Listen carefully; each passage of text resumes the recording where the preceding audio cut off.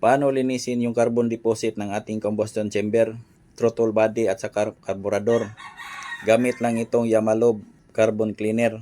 30 ml po siya. Ibuhos natin lahat ito at i-mix doon sa gas tank na merong konting laman na gasolina. Gaya nito. Dapat hindi siya full tank, konti lang laman para more effective at mabisa yung resulta. Tapos i-mix natin ito at ibuhos lahat dito sa fuel tank at alugin natin para mag-mix po siya para maganda yung kalalabasan.